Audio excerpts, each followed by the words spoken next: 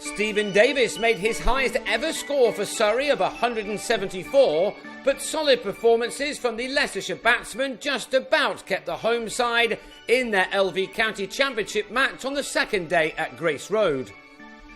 Davis began the second morning on 147, made out of his side's 403 for 8, and he was soon at his 150, which had been made of 176 deliveries, from which he'd found the boundary on 22 occasions.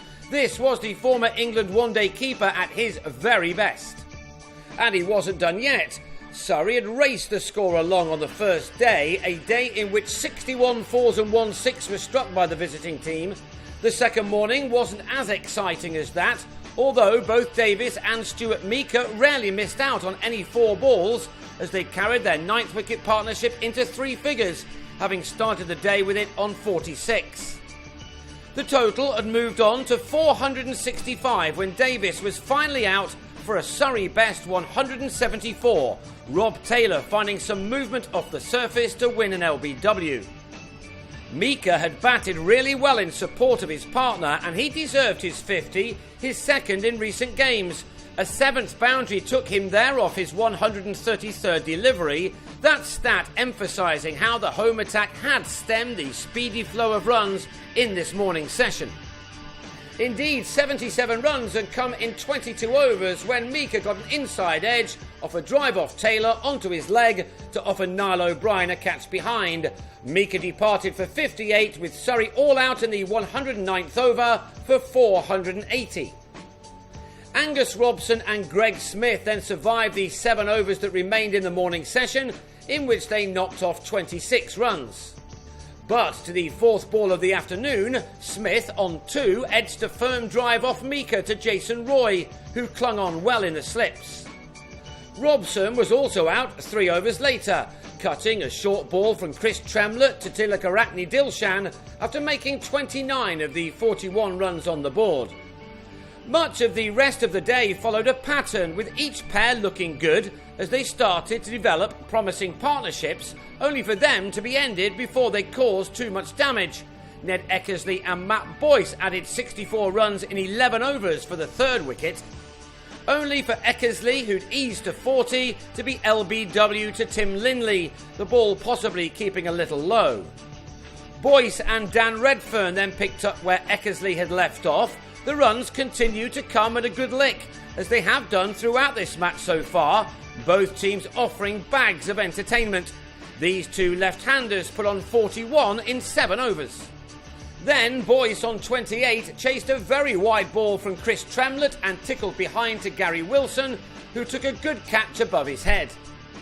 The next stand for the 5th wicket now added 47 runs in a rather more patient 14 overs, with Redfern at least able to do what those above him hadn't managed to do, and that was to make it to a 50. He'd needed only 51 balls to get there, from which he'd struck 10 fours. Although this pitch appeared to have plenty of green on it, it has been one to be enjoyed by many of the batsmen thus far, Redfern the latest, as he secured his 2nd championship half-century in Leicestershire colours.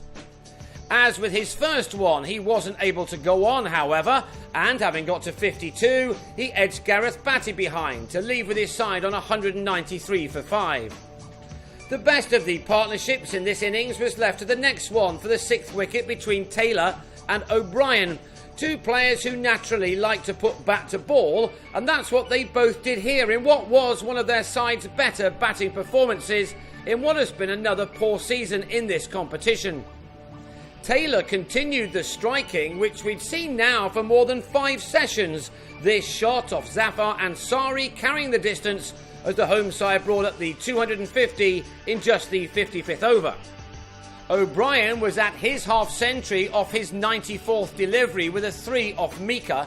The acting Leicestershire captain has been in pretty good nick in a struggling team this year, and this was the 6th time he'd made it this far in 20 championship knocks, this one including 6 fours.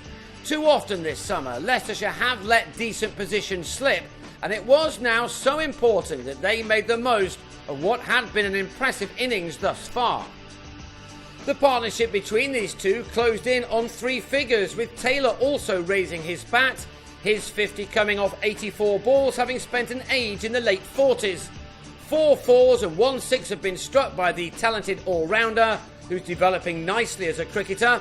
He's just missing a really telling contribution with either bat or ball this summer.